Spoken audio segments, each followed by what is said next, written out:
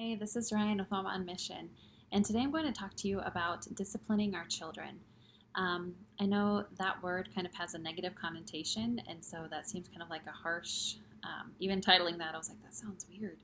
Um, but I think that word gets a bad rep. I feel like we've taken it to mean punishment, and while consequences are a part of disciplining someone, um, the word discipline comes from the Latin word discipuli, which is student. So if you're disciplining someone, you're treating them as a student, you're teaching them. Jesus had disciples, they were following him and learning from him. It wasn't just being punished by him. So I think that word has an unnecessarily negative connotation to it. Um, and so I'm going to stick with that title and hope that I don't get any kickback from that. But I wanted to give you some scripture though before I jump into kind of how we handle discipline, and also preface this by saying we are works in progress, my husband and I. This is what we want to do. This is a list of the things that we like to do, how we, in a perfect day, would discipline and teach and guide our children. But we don't have this all figured out yet. And there's some of this that we're really bad at, but we're really trying to get better at. So this is by no means coming from someone who has all the answers. So um, just take this for what it's worth. And I would like to start with Hebrews 12:11. For the moment, all discipline seems painful rather than pleasant, but later it yields the peaceful fruit of righteousness to those who have been trained by it. So discipline equals righteousness. If you are trained in discipline, if you are taught the good way, then you will grow in righteousness. And who doesn't want a need to grow in righteousness? So the first thing that we try to do when addressing behaviors or dealing with problems with our kids that they're having um, is we try to get to the heart of the issue. So initially, and again, I'm working on the not lashing out immediately, especially when it's something like throwing something or screaming or something that just like stresses you out. You tend to want to, or at least I tend to want to react equal to that. I tend to want to come back with the same type of attitude or the same type of whatever that they're doing, and that's so counterproductive and so ridiculous. Like, my son screams because he doesn't get his way. Stop yelling! Okay, that makes no sense. So, I'm working on this. So first, I mean, you obviously need to address, is there a physical issue going on? Did his brother just smack him and so he screamed? What is the actual issue happening first? Was it a retaliation? Did someone take something from someone? Is that kid just in a really bad mood because they're overtired? Are they hungry? Or are they just simply being selfish and are really in the wrong and just aren't getting their way, and so they're acting out? Now, that's step number one. But step number two is don't excuse the behavior. Just because I'm tired doesn't mean I get to be a jerk. So, yes, figure out what the root cause is so that you can kind of address that. But in no way am I saying to tell your child, oh, well, you're just tired. It's okay if you want to smack your brother. Like, okay, no. Because adults, we don't just get to be tired and then hit each other if we're tired. So know what's actually the root of the behavior. Is there an actual heart issue? Are they being selfish? Are they being angry? Are they being prideful? Whatever it is. Or is it just more of like a physical thing and they just need to work on having better reactions? And so deal with those underlying reasons if they're there. If your kid is starving and so they're hangry, yes, deal with, okay, but we don't scream or we don't throw stuff or we don't whatever the problem was that they did. But then get the kid some food. Or, say, I know you're hungry, but we can't act this way. And then go feed the kid. But then number three, I would say, discuss what the actual sin is. So don't just say, we don't call our brother stupid or whatever it is. Talk about, if you have, I would advise, and again, something I'm trying to work on, having some set scriptures on hand for specific sins. So if your kid, called their sibling a bad name, then talk about how life and death are in the power of the tongue, and how we need to choose our words wisely, and point them in scripture on where that says that. And I know in the moment that seems like a lot to do, but if you already have some scriptures on hand to reference, then it's not that hard. And again, I'm working on getting some of those. I don't quite have that down yet, but I know it's something I've done in the past, and it has really worked, and we just kind of, for whatever reason, stopped doing it.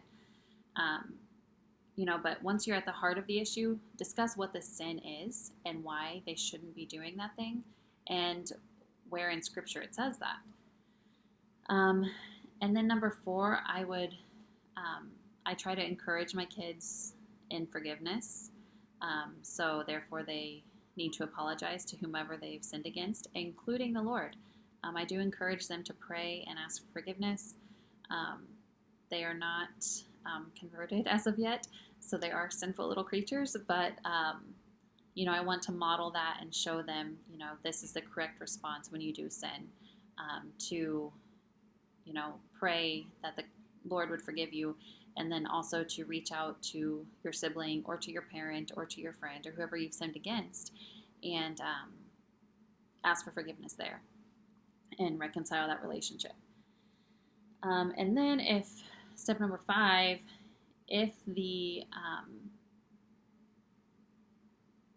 crime, whatever they've done, you think requires consequences, then go to consequences. So many times, I'm sure I'm not the only one, but we go to stop it, that's wrong, and then you're in timeout. Okay, well, all this stuff in between, I feel like is where the meat of disciplining, training your children is really at. And so sometimes consequences aren't really necessary. Sometimes, hey, I realize you're tired and you screamed at your brother, but we can't act like that when we're tired. We have to use kind words to our siblings, and you need to ask for forgiveness from your brother and from the Lord, and then you move on with your day. But sometimes, those consequences are necessary, and I would encourage you to make the punishment fit the crime. We kind of have some basic consequences around here that we use. We do use timeouts, especially if it's a sibling quarrel type thing. They just need to be separated usually, and so I'll send the offender to their room and make them sit for the amount of minutes for the age they are. So my 8-year-old will sit for 8 minutes. And that also gives people the time to calm down, including me. So we use timeouts. We also take away privileges, which is usually screen time. We kind of have a ticket system that we use, especially during the week, during the school week, and they get tickets for certain chores and stuff. And so if they act up, then I take tickets away. And then we also, I know this is a hot button thing, but if the situation requires it, we will spank. We use a lot more of, the little swats when they're toddlers, because that they can't really reason with you on this is sin and this is why. I mean, I still try to talk to them about that, but when they're really little, don't touch the trash can, swat on the hand gets that across.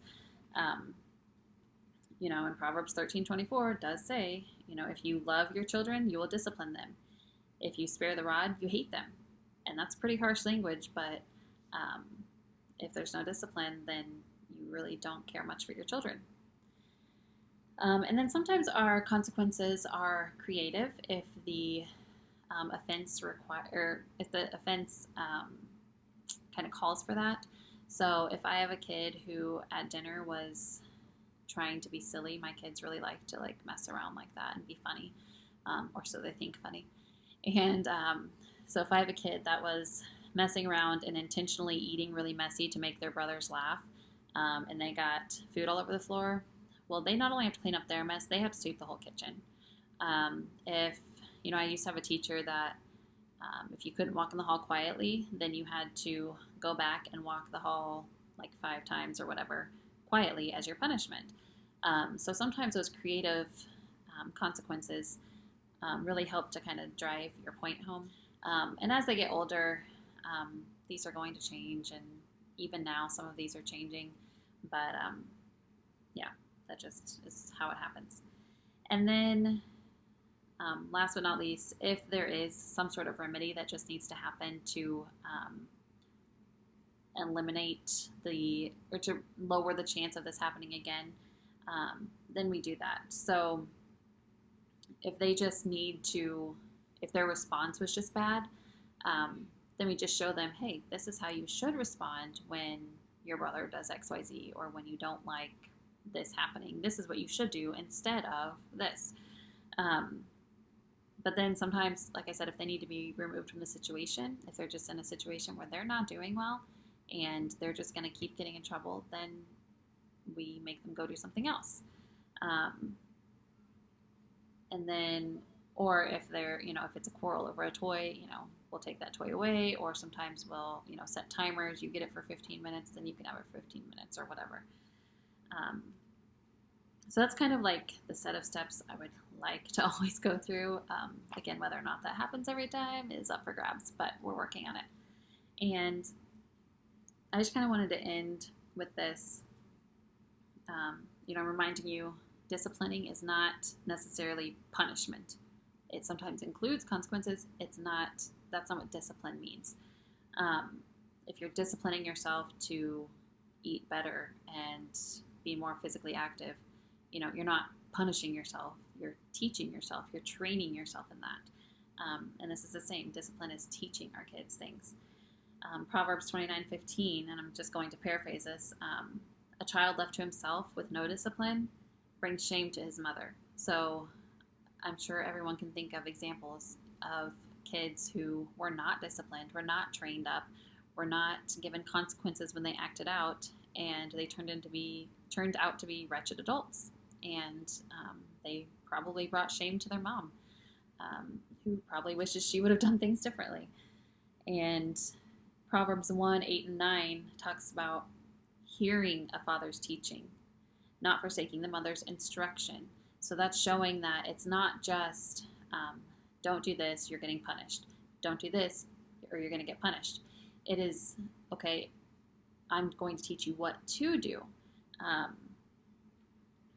Because your kids are just, if they only hear, don't hit, if they only hear, don't yell, which my kids just did. If they only hear don't, then they don't really know what to do then. So you have to teach them. You have to sit with them and instruct them in the ways of the Lord.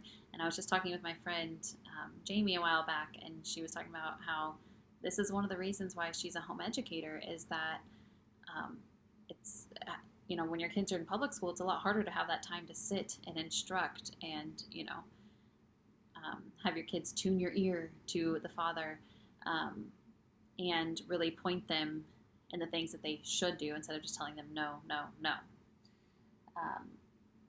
So it is our responsibility to not only bring consequences for their bad behavior, but show them what good behavior is, model the life of Christ to them, and just pray that God's grace will get us through, because it will. Anyway, I thank you for watching. If you have any thoughts or ideas on discipline, teaching, leading your kids, please leave them down below. This is a conversation that I love having with people because it's something I'm pretty passionate about, because like my friend, it is one of the main reasons we homeschool, is because I want to, at a young age, get the hearts of my children turned toward the things of God before the world has, its way with them. So anyway, so just let me know down below what your ideas are on this topic, and I thank you so much for watching. Please subscribe if you haven't already. I do lots of homeschool videos, lots of parenting videos, biblical womanhood, book reviews. I do a lot of it. So just comment down below, subscribe if you haven't, and I'll talk to you next time. Bye.